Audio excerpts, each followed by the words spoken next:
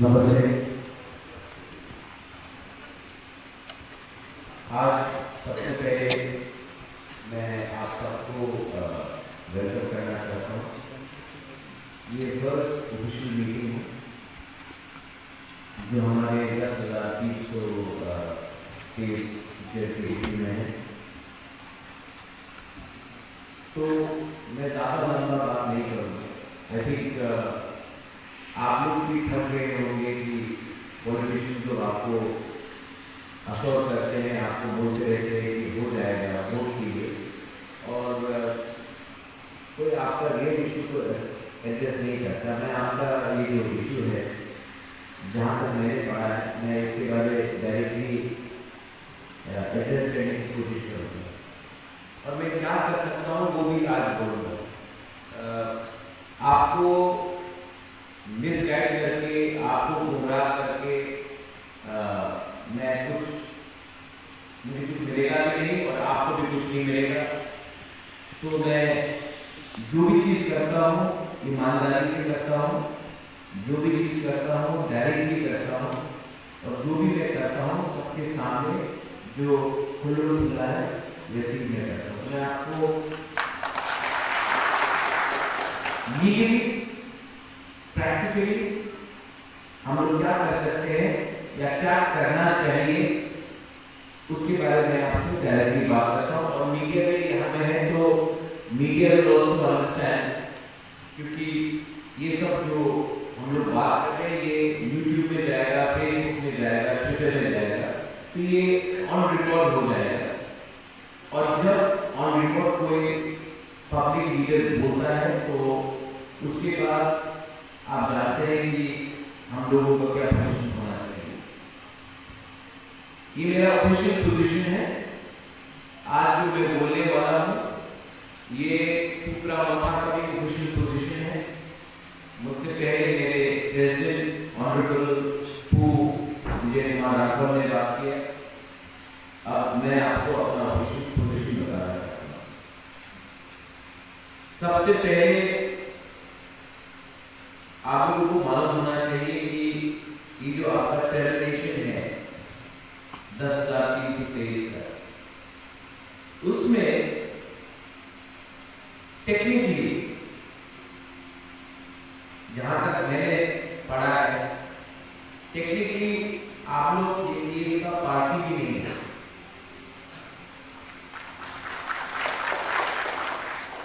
और ये बात आरटीआई एप्लीकेशन सुप्रीम कोर्ट में आपने फाइल किया वो भी क्लियरली बोलता है कि टेक्निकली आपको इस मामले में घसीटा गया है। ये एक्चुअली कुछ और था, लेकिन आप लोगों को इस मामले में घसीटा गया है कि जो आपने सुप्रीम कोर्ट में आरटीआई फाइल किया उसका ऑफिशियल डॉक्यूमेंट है कि this is the state of Tripura versus Karamoy Nath and others, etc. तो पहला बात है कि ये जो आपका टेररेशन है उसको आपको चैलेंज करना पड़ेगा लीगली, कि जो ऑर्डर दिया गया है उसमें आप क्यों कोलैटरल डैमेज हुए हैं। गवर्नमेंट अगर चाहता है तो आपके बिहाफ में गवर्नमेंट भी ये ऑर्डर को चैलेंज कर सकता है। जीते या हारे वो सुप्रीम कोर्ट को जज डिसाइड करेगा, लेकिन गवर्नमेंट के पास एक राइट होता है कि in the interest of public, in the interest of the citizens of the state, government has a right to even challenge the order of the Supreme Court, saying that the real party has not been agreed. You have been indirectly, आप लोगों को indirectly इसमें ताना गया है, actually इसमें आपका कोई गलती नहीं है। इसमें मुझे मालूम नहीं कि आपने कोई लीगल ओपिनियन दिया है कि नहीं दिया है। आपने कोई लीगल ओपिनियन दिया है, लॉयर से बात किया है आपने?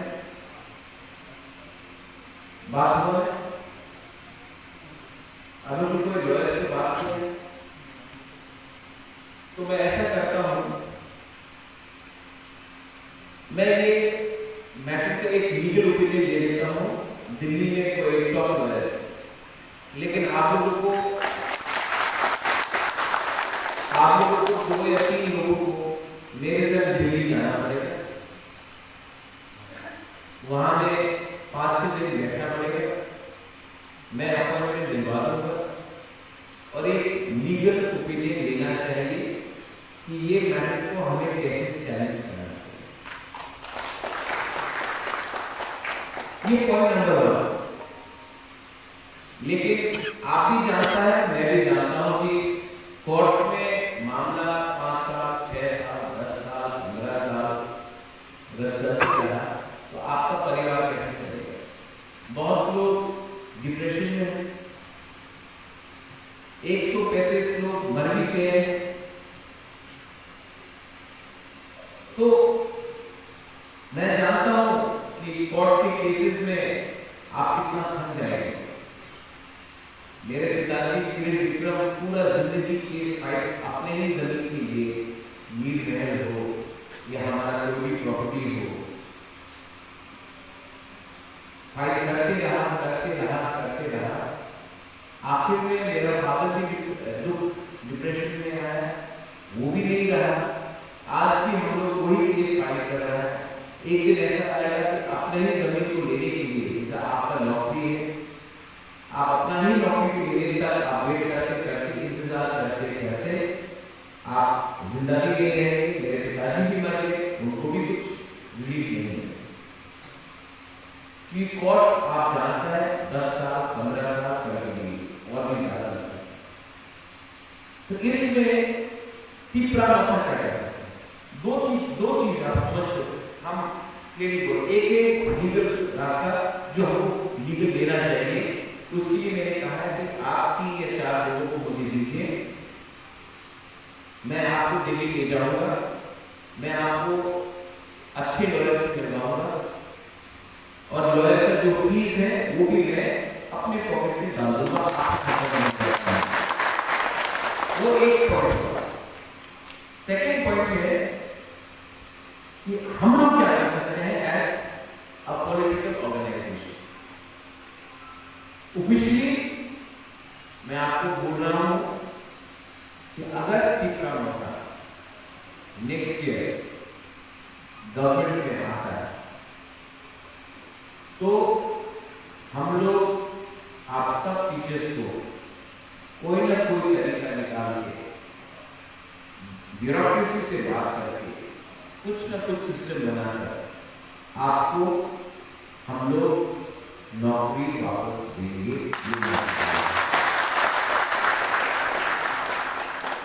सिस्टम में पैसा है, लेकिन सिस्टम हम लोगों को मौका नहीं देगा, प्रशासन को मौका नहीं देगा। अगर आज एडीसी में हमारा पूरी बिल पास हो जाए, बिल पास हो गया, पैसा नहीं है, तो आज हम 2000 की प्रशासन को नौकरी दे सकते। अगर हमारा एजुकेशन में स्टेट गवर्नमेंट ने कह दिया कि हम आपको सारा स्कूल के लिए इंप्रूव करने के लिए हम आपको 50 करोड़ देंगे, हम अभी ना अभी आपको नौकरी देंगे, लेकिन हम आपको नौकरी दे सकते, आपको सैलरी नहीं दे सकते, तो इसके लिए हमको स्टेट में भी आना चाहिए। लेकिन मैं आपको एक बात बोल रहा हूं, आपका जो मुबाका है ईमानदार आदमी है। मैंने जो भी मुद्दा उठाया मैंने उसको फॉलो किया। मैंने मानवतावादी में जिसको गोली लगा मैंने उसको नौकरी दिया, विश्वजीत नेतृत्व को हेल्प किया, उसके परिवार को, मंत्री राणा पैकेट को हेल्प किया, इंदुलाल को हेल्प किया। और अगर मेरे पास पावर आ जाए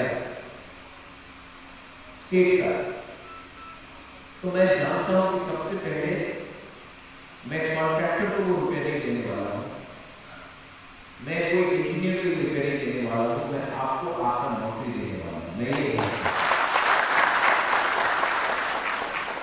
ये सिस्टम बहुत खराब है। ये सिस्टम आपके लिए नहीं है, ये सिस्टम आपको गरीब रखने के लिए बनाया गया है। मैंने देखा है ये डिमांड और सप्लाई का प्रॉब्लम है। जब तक आप लोग गरीब रहेंगे तब तक शहर में जो बैठे हैं वो आपको नौकर बना के रखेंगे। जिस दिन आपके पास 20, 25, 30, 40 हजार का नौकरी आ गई तो आप अगर थोड़ा जाकर नौकरी का काम नहीं करेंगे तो उनको लेबर नहीं मिलेगा, और जब उनको लेबर नहीं मिलेगा तो उनका घर कैसे चलेगा।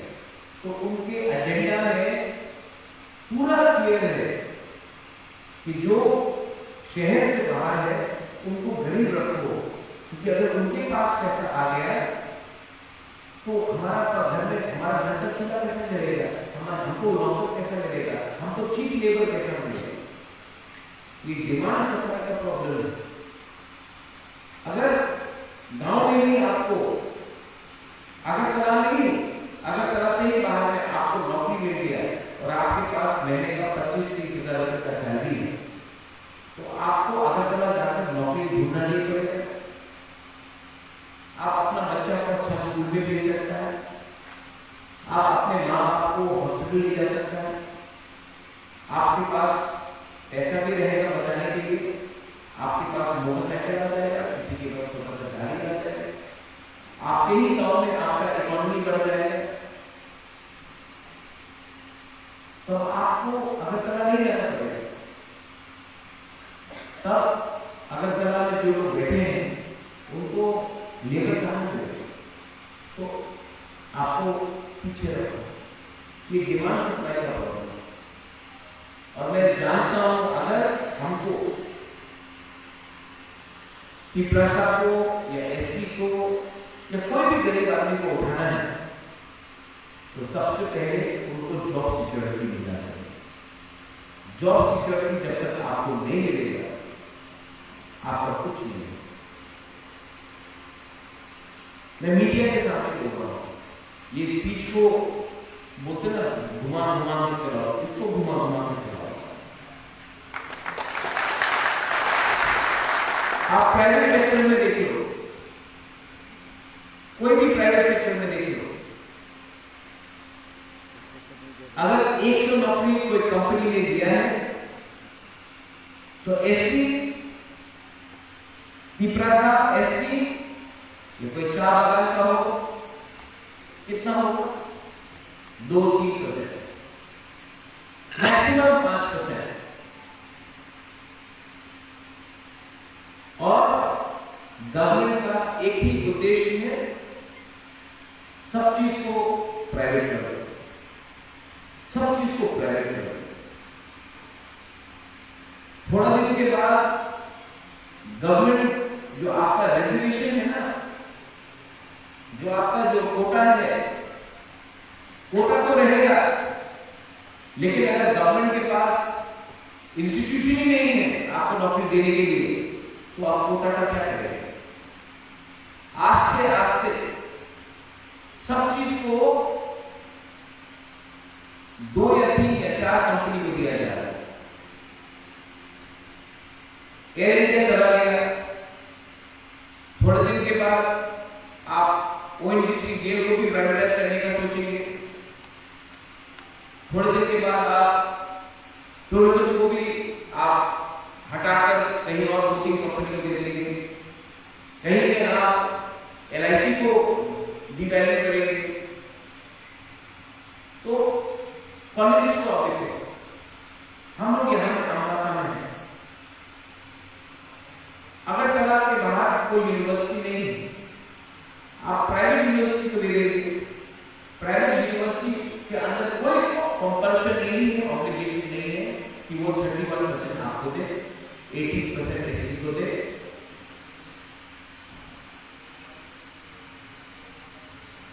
लेकिन कहां मिलेगा वो, हम लोग के लिए। मैं आपको एक ही बात बोल सकता हूं, मैं टॉपिक में रहना चाहता हूं, 10,000 के नीचे तेज से टॉपिक में रहना चाहता हूं। मैंने 2 बात हमेशा कहा है, को इग्नोर करके एक टुकड़ा श्रेष्ठ टुकड़ा नहीं कर सकते, क्योंकि एबीसी 70% है। और आप 10,323 टीचर्स को अलग करके नहीं बोल सकते कि मैं त्रिपुरा में सबको नौकरी देना चाहता हूं, मैं उन्नति चाहता हूं कि 10,323 भी त्रिपुरा का एक सिटीजन है, उनको भी अधिकार है कि उनका नौकरी। मैंने जो बोला ठीक बोला